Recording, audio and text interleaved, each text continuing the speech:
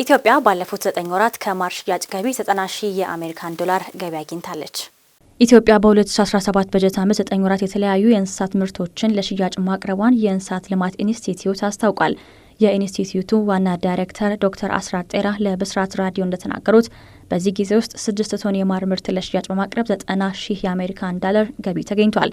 የኢትዮጵያ የማር ምርት በአሁኑ ወቅት በበርካታ ሀገራት ላይ ተፈላጊነቱ እየጨመረ በመምጣቱም በሁሉም አህጉር በሚባል ደረጃ ምርቷን ለሽያጭ እያቀረበች እንደምትገኝም ተገልጿል። በበርካታ ሀገራት የማር ምርቷ ተፈላጊ ቢሆንም የኢትዮጵያ የማር ምርቷን በአብዛኛው ወደ ጀርመንና ጣሊያን እንደምትልክ ነው የተገለጸው። ነገር ግን ከማር ዋጋ አንጻር ተወዳዳሪ ሆኖ ለመገኘት በርካታ ስራዎችን መስራት እንደሚያስፈልግ ተመላክቷል። ይህንን ለማሳካትም ምርቱን በጥራትና በብዛት አምርቶ ለሽያጭ ማቅረብ ይገባል ሲሉ በኢንስቲትዩቱ የሶሾ ኢኮኖሚክስና እሴት ሰንሰለት አስተዳደር ዘርፍ አስተባባሪ ዶክተር ሳህሉ ሙሉ ለጣቢያችን መናገራቸው ይታወሳል። የሀገር ውስጥ የማር ዋጋ በከፍተኛ ሁኔታ መናር ከሌሎቹ የማር ላኪ ሀገራት ጋር ተወዳዳሪ ሆኖ ለመገኘት ተጽዕኖ መፍጠሩንም አክለዋል። በተለይም ደግሞ እንደ ቻይና፣ ኒውዚላንድ፣ አውስትራሊያ ካሉ በማር ምርት ከሚታወቁ ሀገራት ጋር ተወዳዳሪ ሆኖ ለመገኘት ኢትዮጵያ ፊቷን ወደ ተፈጥሯዊ ማር ማዞር ይኖርባታል ተብሏል። በዘርፉ ተወዳዳሪ መሆን የሚያስችል አቅምን ለመገንባት በደቡብ ምዕራብና ምዕራብ የኢትዮጵያ አካባቢዎች ምርቱን በብዛት ለማምረት ታቅዶ እየተሰራ ይገኛል ሲል ኢንስቲትዩቱ ለጣቢያችን መግለጹ አይዘነጋም።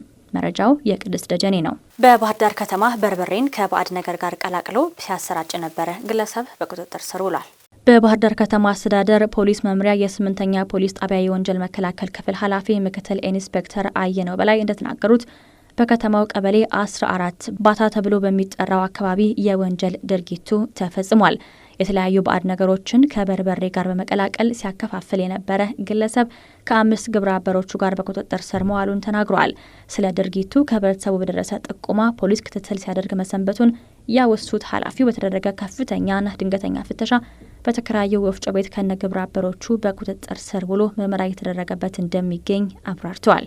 በትግራይ ክልል የተወለደው ህጻን ልጅ እኔን ሳይሆን የስራ ባልደረባዬን ይመስላል በማለት የስራ ባልደረባውን የገደለው ግለሰብ በቁጥጥር ስር ውሏል። በትግራይ ክልል እንደርታ ወረዳ መሰረት በተባለ ጣቢያ መንጨልፎ በተባለ አካባቢ በሚገኘው ሲሲ የተሰኘ የቻይና ካምፕ ውስጥ በጥበቃ ስራ ተቀጥሮ የሚሰራው ተጠርጣሪው ሚያዝያ 20 ቀን 2017 ዓ.ም ከምሽቱ 2 ሰዓት ገደማ ገዳይና ሟችን ጨምሮ 4 ሰዎችን አብረው እራት እየበሉም ነበር። በዚህ ሰዓት ታዲያ የግድያ ወንጀል በመፈጸም የተጠረጠረው ባለትዳርና የ2 ልጆች አባት የሆነው ግለሰብ ተቀጥሮ በሚሰራበት ቦታ በምግብ ዝግጅት ከምትሰራ እንስት ጋር ግንኙነት ጀምሮ ልጅ ይወልዳል።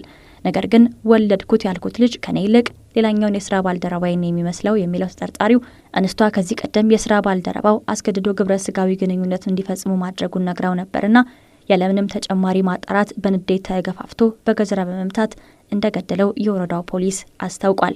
የግድያ ወንጀሉ መፈጸሙን መረጃ የደረሰው ፖሊስ ወዲያውኑ በቦታው በመገኘት አስክሬኑን በማንሳት ለምርመራ ወደ አይደር ሪፈራል ሆስፒታል ልኳል። በተጨማሪም የሰውና የሰነድ ማስረጃ ማደራጀት መጀመሩን የወረዳው ፖሊስ አዛዥ የሆኑት ምክትል ኢንስፔክተር ገብረ ዮሐንስ ኃይሉ ገልጸዋል። ተጠርጣሪው የወንጀል ድርጊቱን የፈጸመው በንዴትና በስሜት ተገፋፍቶ የአንድ ወገን ሀሳብ በመስማት እንጂ የተወለደው ህፃን የሱ መሆን አለመሆኑን በሳይንሳዊ መንገድ ያረጋገጠው ነገር የለም ያለ ሲሆን ፖሊስ አሁን አስፈላጊ መረጃና ማስረጃ በማሰባሰብ ለተበዳይ ወገኖች ፍትህ ለመስጠት እየሰራ መሆኑን ብስራት ራዲዮ ከወረዳው ፖሊስ ያገኘው መረጃ ያመላክታል።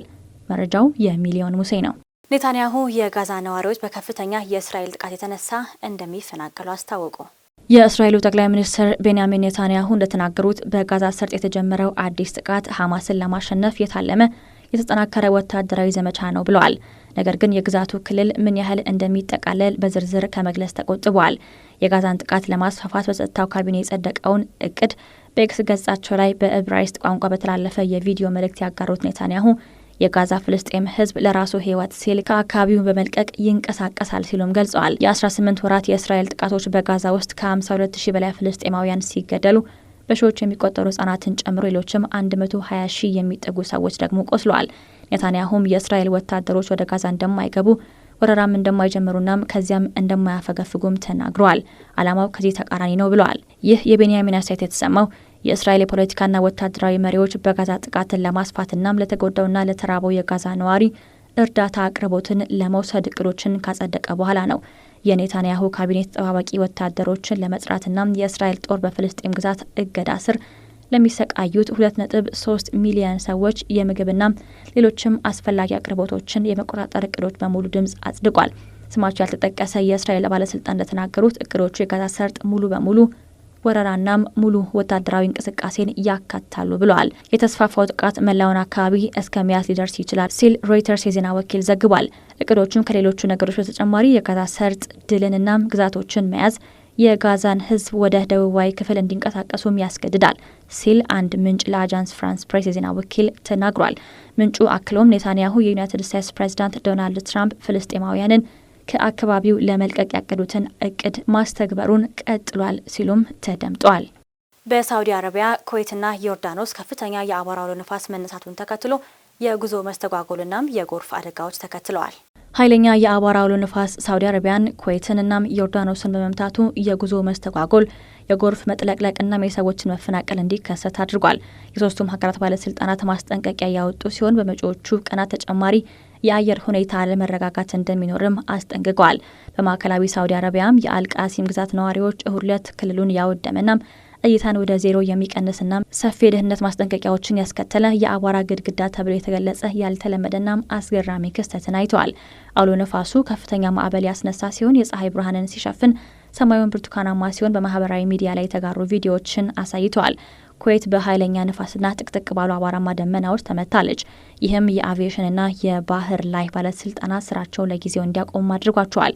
በሰዓት 100 ኪሎ ሜትር የሚጨምር ነፋስ በአንዳንድ አካባቢዎች እይታን ወደ ዜሮ ቀንሷል። ከግብጽ ወደ ውስጥ የሚገቡ 2 በረራዎች ወደ ዳማም ሳውዲ አረቢያ የተዘዋወሩ ሲሆን የኩዌት ወደ ባለስልጣን ሰራተኞች እና መሰረተ ልማቶችን ለመጠበቅ በሹዋክና ሹዋይባ ወደቦች ላይ የሚደረገውን እንቅስቃሴም አቁሟል። በዮርዳኖስ ውስጥ አውሎ ነፋሱ በተለያዩ ክልሎች ውስጥም አስቸጋሪና አደገኛ የአየር ሁኔታን ጨምሮ ጎርፍን አስከትሏል።